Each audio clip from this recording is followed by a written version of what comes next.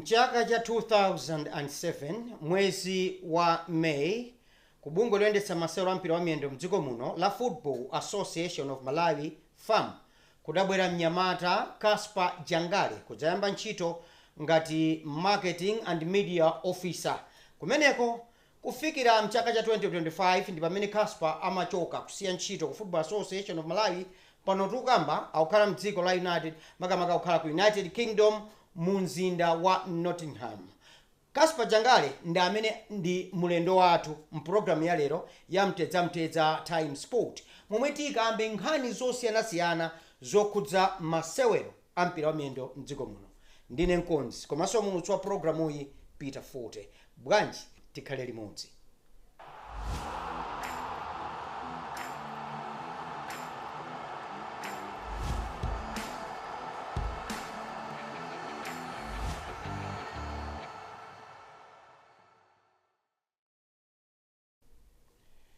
Mwina ndiyambe ndikukulandira Caspar kunena kuti anzathu aku UK ku Nottingham kuli bwanji lero? Ku Nottingham kwacha bwino kuli kadzuwa, kama sowasowa koma lale titona likadzuwa kawalapo, so kamphepo bika kumenya koma ayi kwacha bwino kuno. Chabwino, ntchito zambiri zimene tili nazo kuno ku Malawi Caspar. Chidakutakasa nchiyani kuti ufunsire ntchito ku bungwe loyendetsa masewero ampira wa miyendo mdziko muno la Football Association of Malawi mchaka cha 2007? Ndithokoze chifukwa cha funso limenelo. Anthu amene akundidziwa ndaphunzira nawo sukulu kuyambira ku secondary school atha kudziwa chidwi chimene nali nacho pa masewero ampira, pachoti nali ngati sports reporter kuyambira maybe ndili standard 8 ndimakumbukira ndili past 12 seminary nali mu writers club, so ndimakhala ndikumapita nawo ku matripi amipira kumakaonera kumalemba mu school magazine, komanso nditapita kukaphuka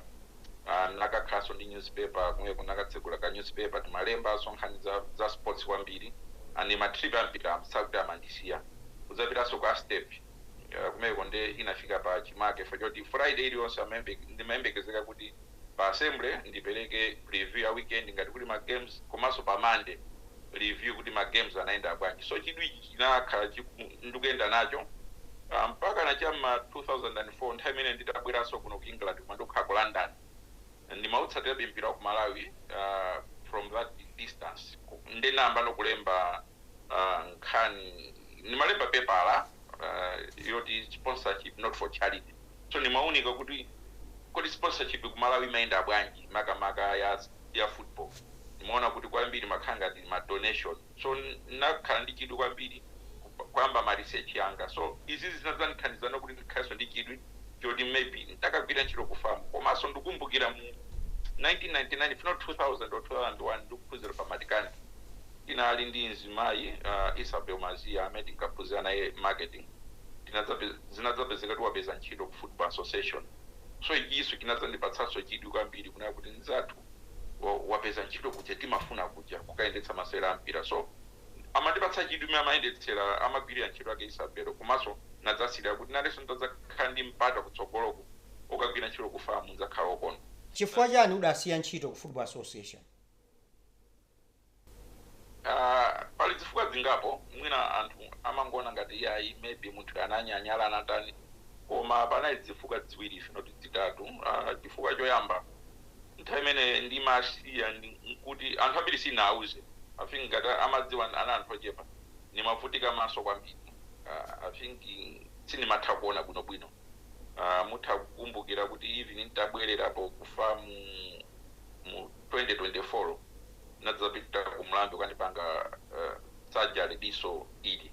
laukuli anakandipanga surgery pachoti kuona dinde natsapa nokusiya kwamba kuona kuno andipangaso surgery diso linali, so maso angawa ndi atsopano ena chimene ndinabadwira. So ichiso nali chinthu china chimene ndinkafuna treatment kuti ndikapeze treatment yoti ndiyambe kuona, so kunadzapezeka mwayi kuti madam anabwera kuno, so ndinadzaona kuti mwina nditapita kumeko akandipime ndikundiunika bwinobwino zindithandiza, komanso anaso amaso amayawo, so naso chinthu china choonera kuti ndiyapititse ana abwere kuno. So makwambiri inali nkhani yoti ndimene kandilandire treatment ya maso fachoti zinthu zinafika poyipa mwina anthu amene akukumbukira kumapeto anthu ankaseka akundiona ndatenga binoculars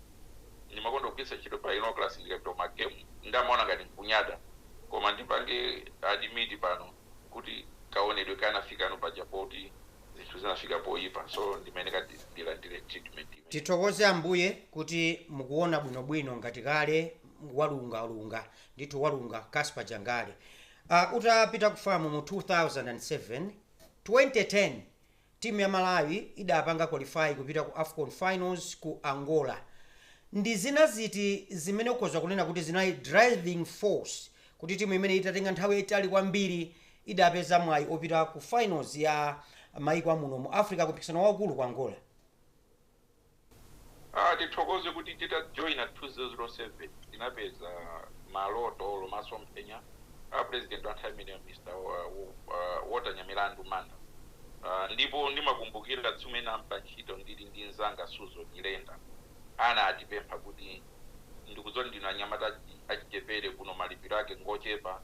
ndingopempha kuti 3 years yokha mungokhala 3 years kuyambira 2007 mpaka 2010 pachoti ndi ma programs onena kuti mwina tiyesetse kupititsa frames ku World Cup ku South Africa. So chinthu chimene chinadzathandizira nokuti tiyambe nokuunika kuti tingapange chani. So limodzi ndi executive nthawi imeneyo kunali no bwera ndi maplan abwino ndikumbukira nthawi imeneyo kunali kuyesa tinadzapeza kuti uyu atachokapo kumene Bukati Sisi kunadzabwera Stephen Constantine kuyesabe kenako kunadzabwera coach wa Malawi Kina P. So kutengeranso ndi ukadaulo wa Kina ndi pamene zambiri zinaoneka fiyona kumvana kunalipo mathomvetsetsana komanso tiyamikireso CEO wa nthawi imeneyo General Secretary Yasin Osman amene atisiya mwembi zaka ziwiri zathazo analinso CEO oti anali ndi masomphenya amadziwa chimene amachita so zinadzathandiziraso kwambiri kuti timu ya Flames ipite ipange qualify ku AFCON 2010 andiso kubwera kwa Charles Nyirenda kunadzathandiziraso kwambiri kuti zonse ziteke koma tithokoze kuti ulamuli wa nthawi imeneyo unayesetsa kuti Flames after 26 years fajoti kuyambira kwa Flames kupita ku AFCON 1984 so mutha kuona kuti mukawerenga 1984 to 2010 26 years inadutsa so zina zinthu zonyadiritsa kuti tinali part and parcel ya qualification ya nthawi imeneyo. Inapitanso ku AFCON ya 2021 ku Cameroon timu ya Malawi ndiye kuti munakhalako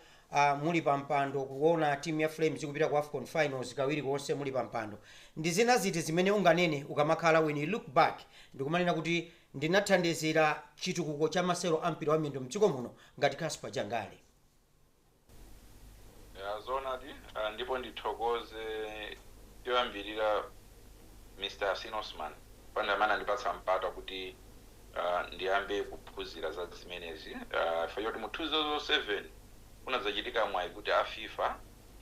kuchokera mu World Cup ya 2006 ku Germany anakaphunzirako kayendetsedwe ka makono ka mpira ndipo anafuna kupanga pilot dziko lapansi kuti abweretse kayendetsedwe amene kukuchita club licensing ndipo Malawi anayisankha modzi mwa maiko oyambirira so anatumiza choyambirira consultant wa ku Ghana Mr. Ben Kofi kuti adzaone kuti Malawi kuno timayendetsa bwanji mpira ndipo kupita chitsogolo tingapange bwanji. So nali ndi mwayi ndidwi kuyenda naye Ben Kofi ndipo ananditsegula maso mu zinthu zambiri ndipo ndimamuyamika kwambiri kuti ndamene andipatsanso chidwi chachikulu kuti ndizindikire bwinobwino za club licensing. Chokeraso apo ngati mumakumbukira nthawi imeneyi yapita 40 kunadza tikusera ma games za Flames pakamzo stadium kunadzabweranso match commissioner wa FIFA magemu amene wa Mr. Nicholas Musonye amene anadzatiunikira so kwambiri za infrastructure ndipo Musonye mwina anthu amangoona kuti game ija ikatha koma ikatha game ija following day timatoka maybe 5 or 6 hours tikubweranso ma standard kamu stadium kulowa pena paliponse kumatiunikira nkutitsegula maso tikati bwalo labwino timatanthauza chakuti so ndathokoza amenewa so izizi zidachitika mu 2007 asikuti zolinga za FIFA zinakwaniritsidwa fika kuti ndimakumbukira nthawi imeneyo panali kusamvana pakati pa famu ndi Sulo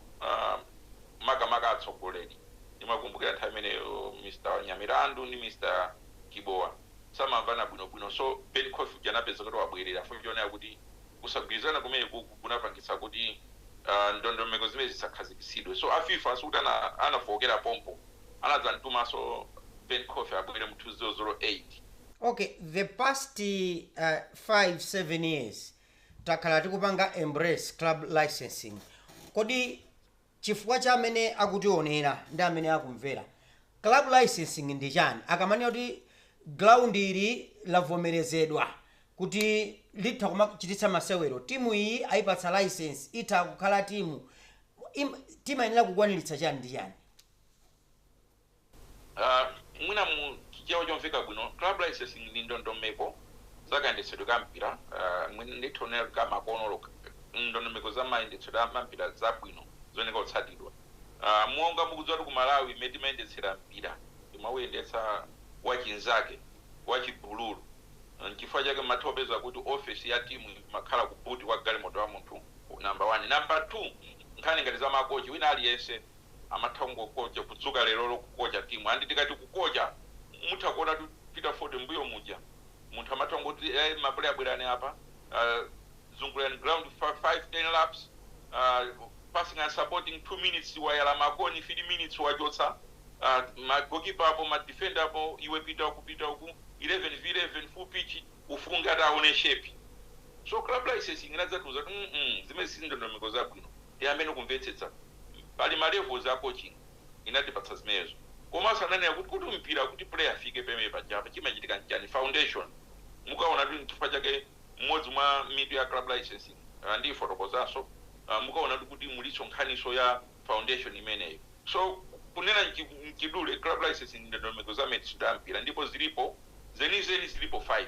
ndipo ndizifotokoza yoyamba ndi ya sporting sikuti ndi masewera amene tikuimvera ngati liulo kuti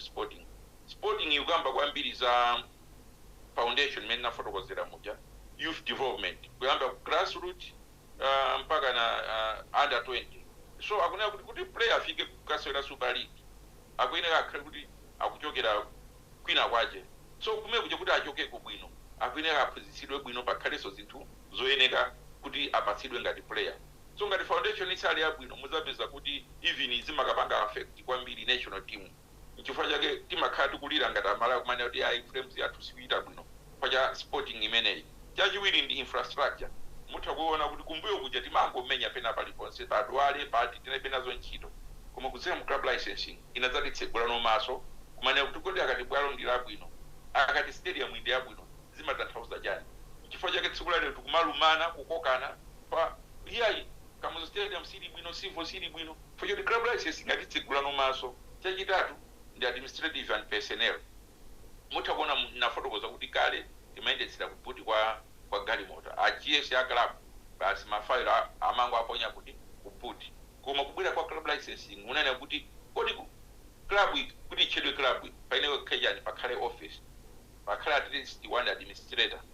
andi muonano kuti pazimezi jazi kunamba nokumabala no zinthu zingapo pala CEO pala marketing manager pala accountant so zathandiziraso kuna kuti kayendetsedwe no kampira kabeka kayendetsedwe kama club athu kambe kusintha nchifukwa chake mudzaona even ma player athu makocha athu ani ma contract tikuti koja ngangochotsedwa osalandirapo ndithopeka ku chitsanzo pakhala makocha ambiri panopa akachotsedwa maka mang'ala izizi zatitsegula maso sokudzeraso njira za club licensing ma player panopa ni ma contract club under so administrative and personnel akunena kuti coach wa Super League asongokhala wina aliyense. That's why panabwera ndondomeko kuti CAF B minimum pena sokumabwera CAF A sukuti wa PAM C akuyenera akakoche Super League ndekuti pali alizofokera zina koma akuyenera aende master. Ndondomeko yomaliza ya nambala 5 ndija ya namba 4 kaendi financial zinkhani za chuma kuti club kuti iyende bwino pakene ione kuti ionetse ndondomeko kuti chuma imachigwirisa ntchito bwanji yoyambira budget komanso ndalama zimene kugwirisa ntchito asangochotsa lero popanda malisiti pakamatha chaka ukanika upanga account for ndalama monga mukudziwa za ma sponsors. So kuti ndalama za ma sponsors zibwere zambiri pakwenga pakhale ndondomeko zabwino ndipo ndondomeko yomaliza ya namba 5 ndi aliko kodi umwino wa club ndi ndani komanso akuyendetsa club ndi ndani komanso kuphatikiza pepo ngati Fair Football Association kumalawi kumeko anabweretsa ndondomeko ina 6 business and commercial kubweretsanso malonda mu masewera ampira chifukwa chake mukuona masiku ano kwatseguka ano masponsors akubwera akuona phindu lake and iziziso zikutengerano amene akuyendetsa masewera ampira anthu amaclub apangenso create value kwa masponsors kuti mmene umachoka mu office mchaka cha 2025 zonsezi zimene kuti fotokozera pano pakanema wa TTV mpulogalamu ya mtedza Time Sport unali utazisiya in place panopo chithunzithunzi chimene chilipo tikuyenda mu utani. Poti zambiri timangova tonse ma WhatsApp koma nditha kuyamikira kuti anthu club licensing akuimvetsetsa. That's number 1 for yoti ngati tikudzudzula kutanthauza kuti ndekuti idea yo tili nayo tinakhali sitikudzudzula ndeti bwezi ndikumadandala kuti ndekuti idea club licensing imene tinayiyamba mu 2007 kufika tsiku la lero anthu sakuidziwa koma pamene munthu akudzudzula kuti bwalo lisilili bwino timu yakuti libe office ma player welfare yawo sili bwino ndekuti all youth development tsogolo lake sitikuliona ku youth imebi zaima tithu kuyamikira kuti ndekuti ndondomeko zimene tinaziyamba za club licensing zija anthu amba kuzimvetsetsa zina zikugwira zina ndekuti tikuphoponya pena pake tikuyeneka kukonza. Sabata ziwiri zapitazo panali mtsutso kwambiri pa masamba amchezo momwe inunso ajangale munatsutsana kwambiri ndi chiganizo chopereka license ku bwalo la Chiwembe ndi bwalo la Zomba Stadium. Chifukwa chani mumatsutsa kuti mabwalowa sakukwanira kuwapatsa license? Mtsutso wanga kwambiri maybe unagona pa security safety certificate kwa chinthu imene nachiphunzira so kwambiri mu club licensing tikamaona bwalo yoyambirira fusani kuti kodi safety certificate ilipo kapena palibe and iyi ndichifotokoza safety certificate pa Chingerezi timanena kuti imachotsa liability kwa ifeyo ngati ma organizers ampira kwapatsa kuponyana kwa inaka abwalo kuti pakachitika china chilichonse iniyo ndekuti ya exonerated ndekuti iniyo anthu sangakugwireni pakhosi anena kuti ifeyo tinapempha kuti kodi bwalo lidifiti kapena iyai so ngati pali safety certificate chinthu choyamba ndekuti iniyo makhado anthu okondwa kuti ndekuti patachitika chinthu ifeyo ngati oyendetsa masewera ampira event organizer ili safe so mabwalo ambiri mutha kuona kumbuyoku mmene timapanga za club licensing mutha sokafunsa inaka mabwalo ndi mavuta kwambiri nkhani ya safety certificate ndi imodzi mwa zinthu zimene tinaphunzira kuti chikonewa kukhalapo pa bwalo la mpira so ngati safety certificate ilipo good chinanso mutha kuona kuti pali zinthu zingapo olo pa Chingerezi timati minimum requirements zimene ngazikhalepo pa bwalo issue ngati bwalo likhale bwino liyezedwe magolo aja tiyeze kuti kodi magolo ndi light size ndithu kuperekapo chitsanzo bwalo ngati la Silver Stadium kwa zaka zingapo tinakhati kumenya ndi magolo ochepa timati kukayeza timapeza magolo aja ndi ochepa kukauza kuti atani mpaka linafika nthawi yonena kuti asilver aja anakulitsa magolo aja to the right size so zimathandiza kudziwa kuti ndondomeko za masewera ampira tizikutsatira mu club license chinthu chinanso zinthu ngati scoreboard mutha kuona ngati Pakamzo Stadium anayena kuti scoreboard palibe scoreboard imathandiza kuti munthu timanena kuti munthu amene wangobwera mu stadium uja athe kuona kudziwa nthawi kuti nthawi imene ndafikayi mpira uli kwatha minutes angati 1 olo akusewera ndi ndani mutha kuona kuti mabwalo ambiri even bwalo la Chiwembe changokhala chibodi cha white palibe kuti kodi ungadziwe kuti kodi kusewera ndi ekhaya kaya ndi silver so izi ndi zinthu zimene anthu namamba manena kuti okay uku mukunena kuti kulibe scoreboard ukuso kulibe ndiye kumaili mwalilola chifukwa chani mukufuna kutiuza kuti amene akuyendetsa office ya club licensing patakali pano ngati farm adalakwitsa kuvomereza bwalo la Chiwembe ndi la Zomba chifukwa ma scoreboard kulibe certificate ya safety kulibe ndikanena kuti analakwitsa ndekuti malipoti awo ndinawo ine malipoti amene anayezera kuti bwalo la Chiwembe bwalo la Zomba kandi mabwalo ena kuti akhonze ena alakwe sindinaone so kumeko kosindingalowe koma ndingonena kuti mmodzi mwa zinthu zimene ngazikhalepo kuti bwalo lidutse ndi scoreboard bwalo labwino likhala green lopanda mapampu magolo achatayeza dressing room ndi zina zilipo tanero mutakuonanso kuti kuzomba panatuluka nkhani ya tanelo kulibeko tanelo ngati panaiso zinthu zimene timalimbikitsa ndi tanelo why tanelo player safety yake ikuyenera ikhalepo so mutakuona bezija safety jakubwerabe pakati pa ngati mmakumbukira Peter Ford panachuluka nkhani yotsirana mikodzo masapota kutsira maplayer aja mikodzo so players kuti akwenera kutsiridwa mikodzo ali kuntchito so macondition akuntchito achitenti apange improve so ngati bwalo palibe tanelo player atakugendedwa so ngati akugendedwa player agendedwe mutu nkwamba kutuluka magazi ndekuti mpira wo player sasewera mpira so tosabitirira so kodi Casper uli ndi passion yofunabe kuyendetsa mpira at higher level say Football Association of Malawi kapena mwina position ina yayikulu kuposera pamenepo if a chance arises? Ndinene kuti mbali mwe bijoyamba nthamvetsetse mbali yanga kati kufamu ndinachita ziyamika mulungu kuti anatipatsa that opportunity ndinachita at that level nachita maybe kuti other openings kuli consultants utopanga utokhala consultant kumathandiza kupereka nzeru fiyoti 17 years ndikuze Peter Ford 17 years is not a joke ndaphunzira zambiri ndaphunzira zinthu ngati player transfers club licensing za marketing za media compliance so these zinthu zambiri which cannot just go to waste komano there are other roles or openings that are there in football which I can pursue koma pakadali pano tiye ndipitirize kuona kuti kodi tsogolo litipangira zotani fachoti pali zinthu zingapo so zina zimene ndikupanga kuti tsogolo ngati dziko la Malawi tidzathenso kulibwezera zabwino zimene zakhala pichitirana 17 years into football administration in different sectors. Casper Jangale, one of few Malawians would stand out and say ineo ndapanga atenizi ngati Casper Jangale. I believe Malawi football still need you in some capacity. Ukuganiza bwanji? Amaditsogolo munthu kuti amadziwa ndi mulungu ndithu manena kuti iye ndifanta zakhalapo koma mulungu ali mapulani yake koma pakadali pano tiyeni tithandizebe kumayankhulira nkuthandiza nkuunikirana ani nditha kukuza Peter Ford mosabisa kuno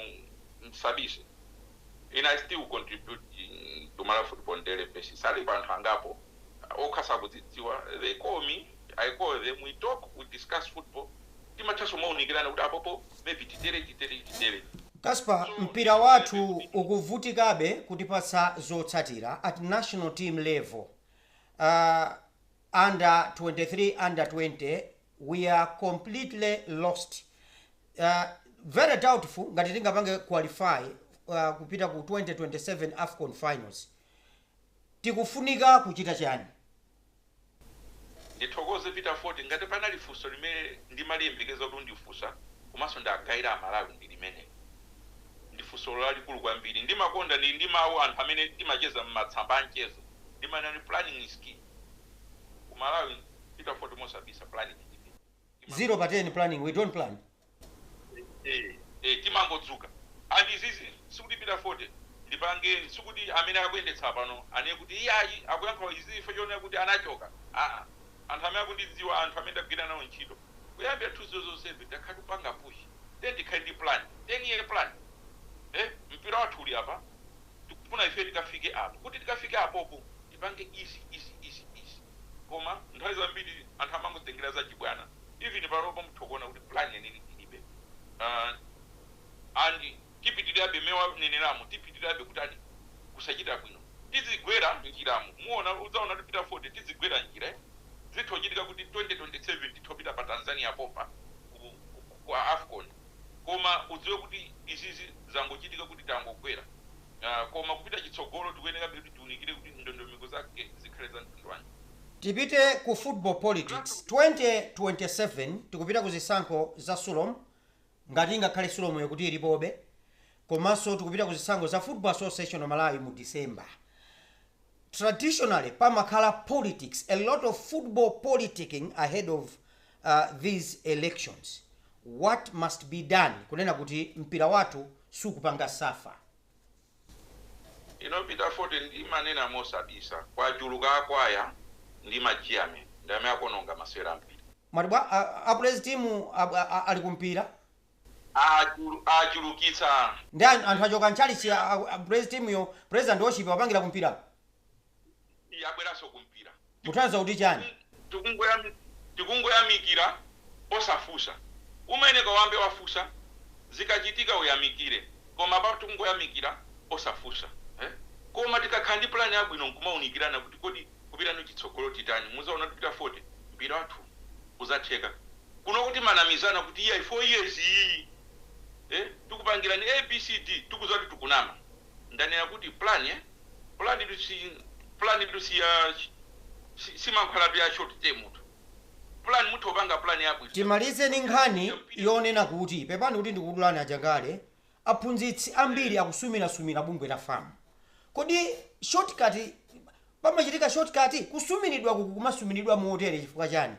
Sinamve kuti ku England, ku Germany, ku Spain asumirana zimatha bwinobwino ngati sizinaende mmene anapanganirana. Kunoko zikumativuta pati. Iya itiyamike kuti anthu amba kusumira maklabu kandi association tayamikire kuti zikuchitika bwino ndipo ngati paliso ena akusowekera uphungu anthu tilipo ambiri tithokatsegula maso kuti mpira wathu upange develop tukuyeneka kutsata ndondomeko zabwino. Pakone muone ngati club license timalimbikitsa mpatseni koji contract mpatseni player contract koma ambiri amathawa olo kuti pakhale player apite ndi manager pita 40 ndipeke chitsanzo yoti tere ndiwe manager wa player upite ku Bullets lero ku Wanderers akakukana fiyone kuti ndiwozindikira ukutsegula maso ndani player amafuna osazindikira amuze tisaina its kena wakamba kulira anaye kunona saina chani unasaina weka so tiyamikire kuti zikuchitika choncho anthu titengana maphunziro tiziona kuti akati contract ndi chani maproza ali memu jamu ozitetezera ndi anthu ndwanji.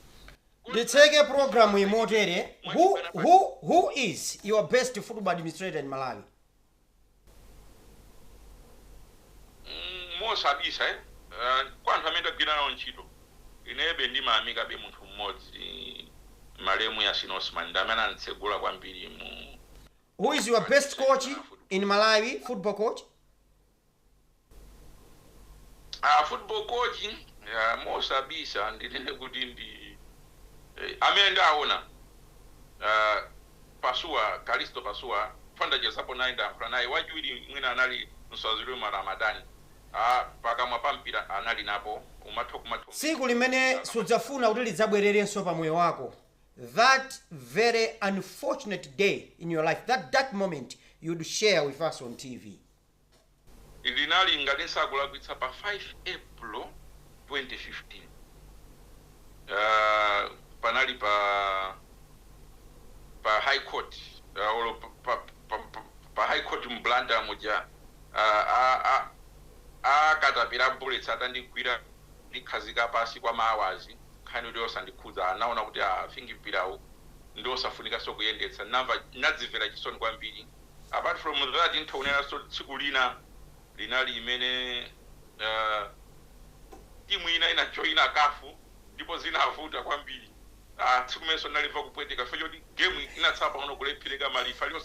osalipirira pogona koma zonse tiyamike Mulungu zinatheka kufikira tsiku lina pokhapokha chauta akadzalolanso tidzakhala ndi program ine yamtedzamtedza Time Sport kuchokera kuno ku TTV. Casper Jangali tinkhani zake zambiri zoti tichenjeze naye koma nthawi yatithera tidzachiza tsiku lina. Thank you so much Casper for joining us from United Kingdom. This is Peter Forte. Let me say thank you so much Obed Ngagama, Jane and Nesam for your able technical hands to make this program possible. Otherwise, thank you so much for watching TTV. I'm gone.